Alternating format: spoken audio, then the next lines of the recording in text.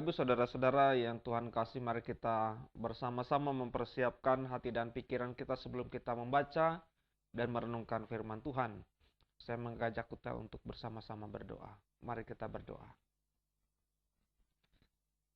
Karunia terbesar yang kami miliki adalah ketika kami bersama-sama dengan saudara-saudara kami yang lain diberikan kesempatan oleh Tuhan untuk memasuki firman Tuhan. Biarlah Tuhan yang akan menolong kami untuk memahami, mendalami firman Tuhan dengan baik, agar firman itu bisa menjadi pedoman di dalam kehidupan kami sehari-hari. Karuniakan Roh Kudus-Mu supaya kami tidak hanya pandai untuk memahami firman Tuhan, tetapi juga terbuka dan dengan sukacita melakukan firman itu dalam kehidupan kami sehari-hari. Dalam nama Yesus Kristus kami berdoa. Amin. Bapak Ibu Saudara-saudara yang Tuhan kasih, saya mengajak kita untuk merenungkan firman Tuhan pada saat ini dari Roma 12 ayat 1-8. Demikian firman Tuhan. Karena itu saudara-saudara, demi kemurahan Allah aku menasihatkan kamu, supaya kamu mempersembahkan tubuhmu sebagai persembahan yang hidup, yang kudus, dan yang berkenan kepada Allah. Itu adalah ibadahmu yang sejati. Janganlah kamu menjadi serupa dengan dunia ini, tetapi berubahlah oleh pembaruan budimu, sehingga kamu dapat membedakan manakah kehendak Allah, apa yang baik, yang berkenan kepada Allah, dan yang sempurna. Berdasarkan kasih karunia yang telah dianugerahkan kepadaku, aku berkata kepada setiap orang di antara kamu, janganlah kamu memikirkan hal-hal yang lebih tinggi daripada yang patut kamu pikirkan. Tetapi hendaklah kamu berpikir begitu rupa, sehingga kamu menguasai diri menurut ukuran iman yang dikaruniakan Allah kepada kamu masing-masing. Sebab sama seperti pada satu tubuh, kita mempunyai banyak anggota. Tetapi tidak semua anggota itu mempunyai tugas yang sama. Demikian juga kita. Walaupun banyak, adalah satu tubuh di dalam Kristus. Tetapi kita masing-masing adalah anggota yang seorang terhadap yang lain. Demikianlah kita mempunyai karunia yang berlain-lainan menurut kasih karunia yang dianugerahkan kepada kita. Jika karunia itu adalah untuk bernubuat, baiklah kita melakukannya sesuai dengan iman kita. Jika karunia untuk melayani, baiklah kita melayani. Jika karunia untuk mengajar, baiklah kita mengajar.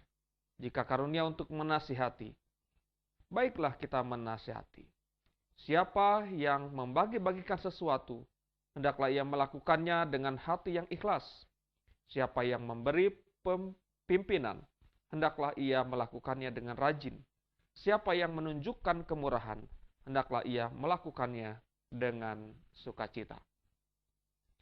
Demikianlah Bapak Ibu Saudara-saudara yang Tuhan kasih, firman yang kita dengar bersama. Berbahagialah setiap orang yang mendengarkan firman Tuhan, memelihara dan melakukan dalam hidupnya. Saudara-saudara yang Tuhan kasih, kita akan merenungkan firman Tuhan pada saat ini dengan tema persembahan sejati, karya bagi sesama. Bapak Ibu yang Tuhan kasih, kota Roma adalah pusat kekaisaran Romawi. Kota ini biasanya dikenal sebagai kota 7 bukit karena didirikan di atas 7 bukit. Ada jalan dari berbagai arah menuju ke pusat kota Roma. Banyak di antara penduduknya yang berasal dari Yunani atau daerah bagian timur kekaisaran. Dan sebagai ibu kota kekaisaran, Roma menjadi pusat keagamaan yang sangat menonjol pada masa pemerintahan Kaisar Agustus. Komunikasi ke pusat Roma begitu lancar, sehingga kekristenan cepat menyebar di kota ini sebelum Paulus tiba di sana. Keterkaitan Paulus dengan Roma kita ketahui pertama kali dari perjumpaannya dengan Aquila dan istrinya, Priscilla, di Korintus dalam Kisah Rasul 18 ayat yang kedua. Suami istri itu meninggalkan Roma karena Kaisar Claudius mengusir orang-orang Yahudi dari sana. Tidak jelas apakah mereka sudah menjadi Kristen atau tidak. Yang jelas bahwa Paulus berjumpa dengan mereka dan Aquila serta Priscilla menyampaikan kondisi Roma pada saat itu. Saudara-saudara yang Tuhan kasih, beberapa tahun setelah bertemu dengan Aquila dan Priscilla, kemudian Paulus memutuskan harus melihat Roma juga dalam Kisah Rasul 19 ayat 21. Selang beberapa waktu kemudian, ia menulis surat Roma. Ia ingin mengunjungi temannya di situ dalam perjalanannya ke Spanyol, dalam Roma 15 ayat yang ke-24. Saudara-saudara, beberapa tahun kemudian, ketika Paulus akhirnya sampai di Roma, anggota jemaat itu diundang untuk menyambut dia, atau datang untuk menyambut dia, dalam Kisah Rasul 28 ayat 15. Setelah itu mereka tidak muncul lagi dalam laporan Kisah Rasul. Kita bisa menemukan ternyata setelah Paulus menjumpai jemaat di Roma, ia tak lama kemudian dipenjara selama 2 tahun. Nah, saudara-saudara yang Tuhan kasih, pernahkah Petrus ke Roma? Ini juga menjadi pertanyaan penting. Karena saudara-saudara menjelang abad yang ketiga, ternyata muncul tradisi bahwa Petrus bekerja di Roma dan mati martir di sana. Pada abad keempat muncul penegasan bahwa Petrus adalah uskup pertama jemaat di Roma. Dan tradisi ini tidak pernah dipersoalkan pada zaman kuno. Kemungkinan saudara-saudara kekristenan ada di Roma sejak Petrus hadir di sana. Paulus menulis surat orang-orang Kristen di Roma sekitar tahun 57 saat dia berada di Korintus. Tujuannya adalah supaya jemaat Roma yang ia rindukan, termasuk orang-orang yang non-Yahudi, menjadi orang-orang yang taat kepada Kristus. Nah, saudara-saudara yang Tuhan kasih, dalam suratnya ini, Rasul Paulus menyandingkan ibadah orang Yahudi dengan ibadah orang-orang Kristen. Seperti yang kita bisa lihat, bisa kita bandingkan dalam Hosea 6 ayat yang ke-6 dan Roma 1 ayat 9. Saudara-saudara yang Tuhan kasih, jemaat Kristen dikatakan di situ menggantikan atau mengganti bait Allah di Yerusalem itu dengan memahami bahwa umat bisa beribadah dimanapun, bisa memperdalam atau berjumpa dengan Allah dimanapun, dan kehadiran Allah tidak dibatasi oleh ruang dan waktu. Dalam 1 Korintus 3 ayat 16 sampai 17, 2 Korintus 6 ayat yang ke-16. Dan Efesus 2 ayat 20 sampai 22. Nah, Bapak Ibu saudara-saudara, dalam hubungan yang baru, realitas yang baru, orang-orang non-Yahudi telah diterima sebagai umat Allah atau sebagai umat Kristen. Maka Paulus meminta kepada jemaat di Roma agar mereka mempersembahkan persembahan yang hidup, yang kudus, dan yang berkenan kepada Allah. Pemahaman ini, saudara-saudara yang Tuhan kasihi, ditekankan oleh Paulus kepada mereka. Meskipun Paulus menyadari bahwa jemaat masih hidup dalam dunia.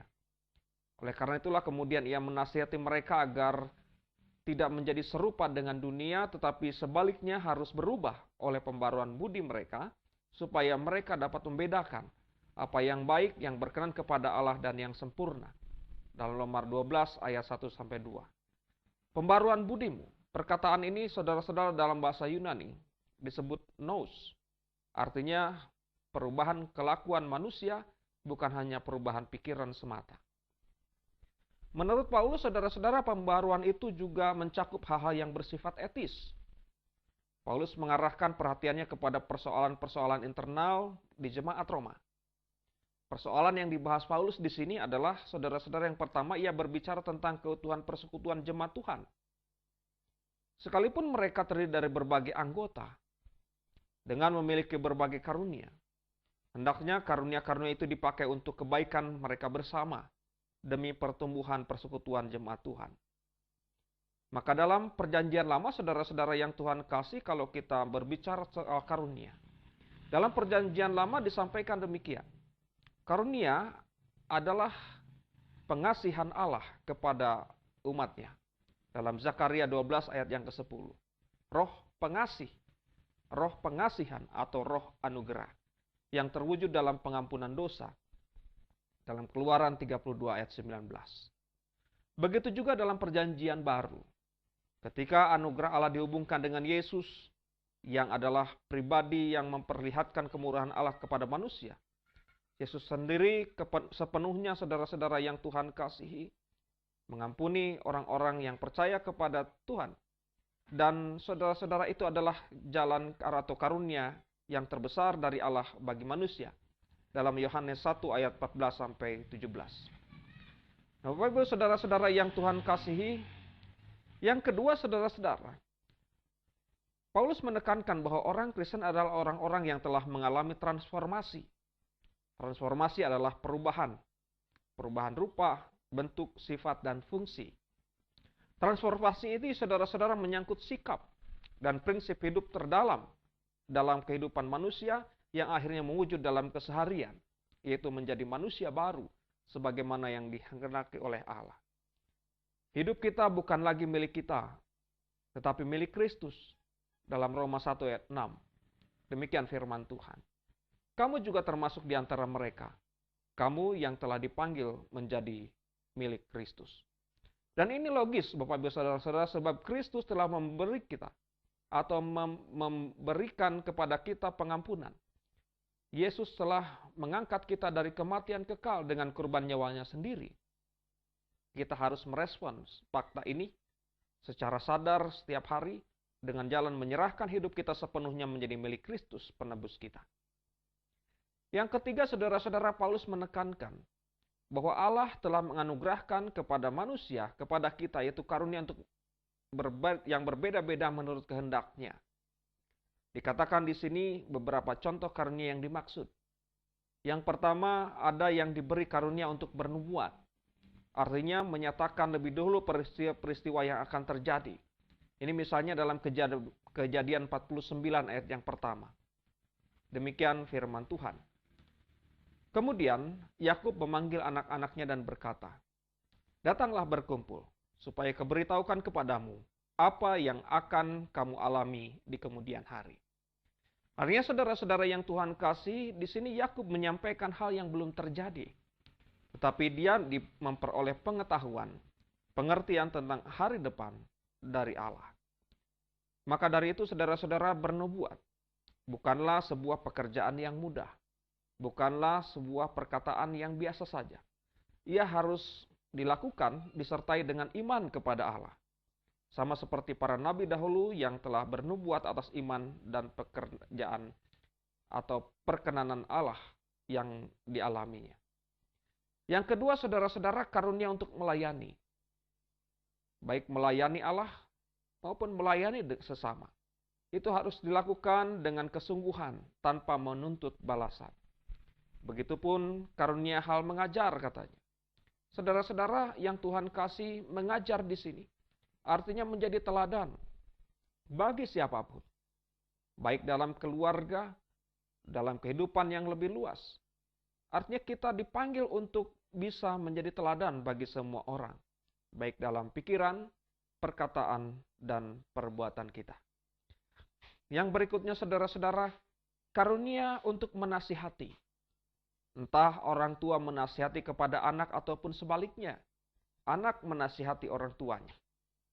Saudara-saudara yang Tuhan kasih, saling menasihati ini menjadi cerminan bahwa kita saling mengasihi satu dengan yang lain. Orang yang tidak saling menasihati berarti orang yang tidak mau peduli kepada orang lain dan tidak mengasihi sesamanya. Maka saudara-saudara yang Tuhan kasih, karunia menasihati adalah karunia yang baik yang harus kita kembangkan dimanapun kita berada. Yang berikutnya saudara-saudara adalah karunia untuk membagi-bagikan kelebihan harta benda, makanan, pakaian kepada orang-orang yang kurang mampu. Ini saudara-saudara biasa kita lakukan dengan istilah bakti sosial. Tapi hendaknya apa yang kita berikan itu harus juga mempunyai motivasi yang jelas. Bukan untuk memperoleh pujian, sanjungan, atau balas jasa, tetapi harus dilakukan dengan ikhlas dan tulus hati. Karunia berikutnya saudara-saudara yang Paulus katakan adalah ketika seseorang dipercayakan menjadi pimpinan dalam pekerjaan. Bapak Ibu saudara-saudara yang Tuhan kasih, menjadi pimpinan dalam pekerjaan atau persekutuan itu tidak mudah.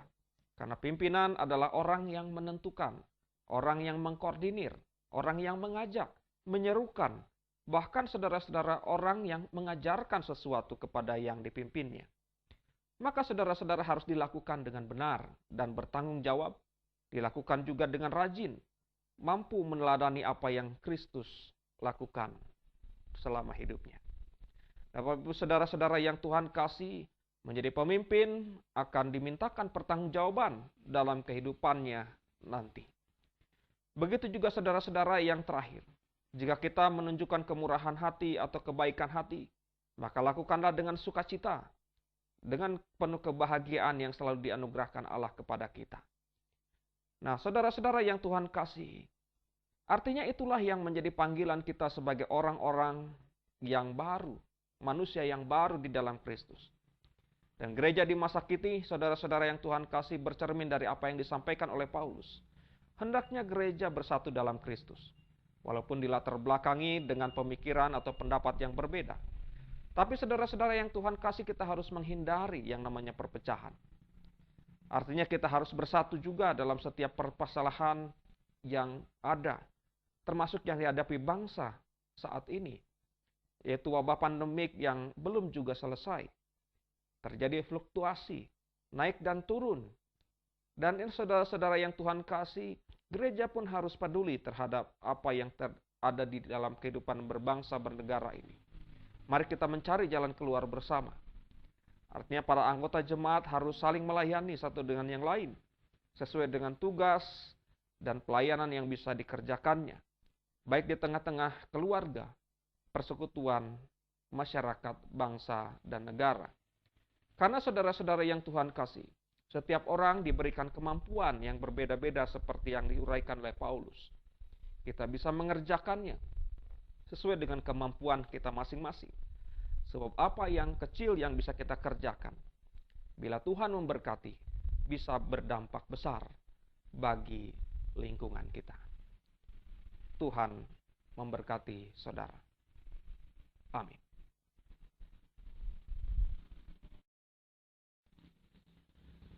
Bapak Ibu saudara-saudara yang Tuhan kasih, mari kita bersama-sama menaikkan doa syafaat yang kemudian kita akan akhiri dengan mengucapkan doa Bapa kami secara bersama-sama. Mari kita berdoa.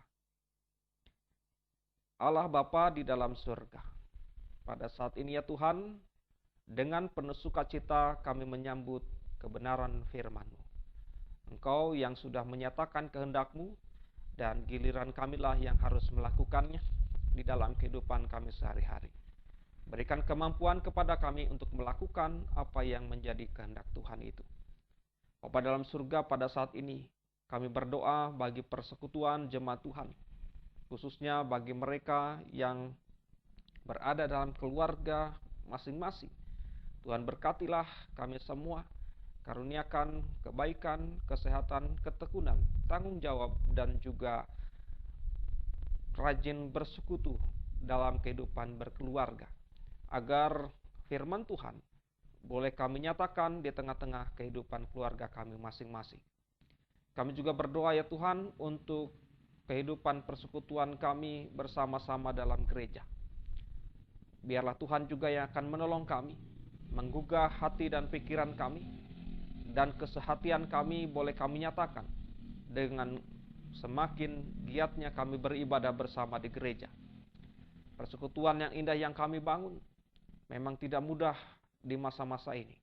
Tapi biarlah dengan kuasa Tuhan, Engkau tetap melindungi, menjaga, memberikan kepada kami semangat untuk bersekutu satu dengan yang lain.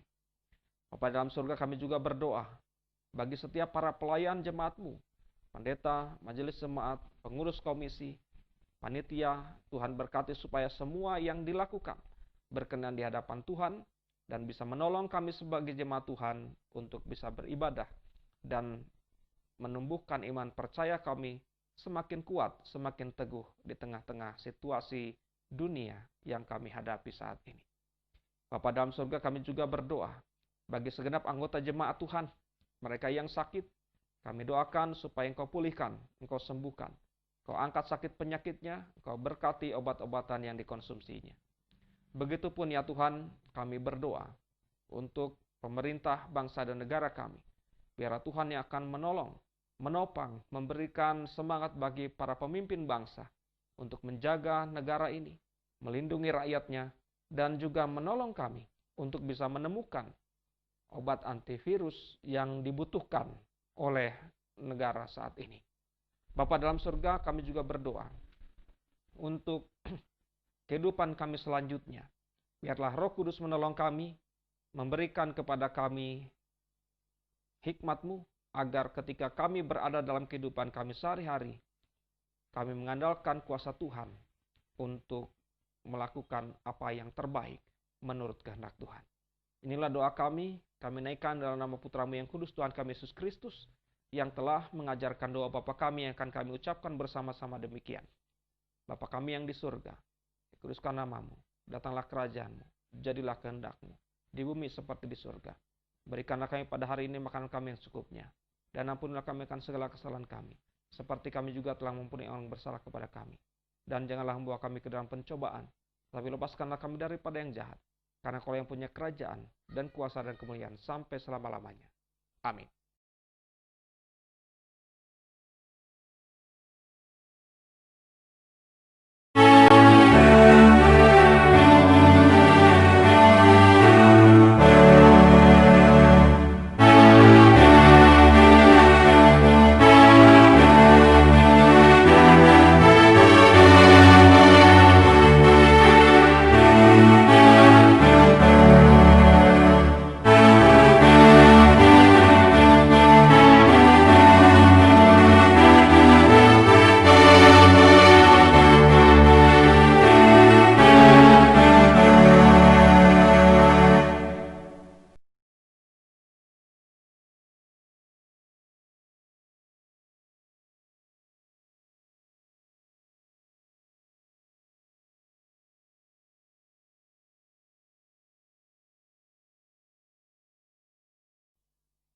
Saudara-saudara yang Tuhan kasih, mari kita pulang dengan damai sejahtera. Kita akhiri kebaktian pada saat ini, dan kita terima berkat Tuhan.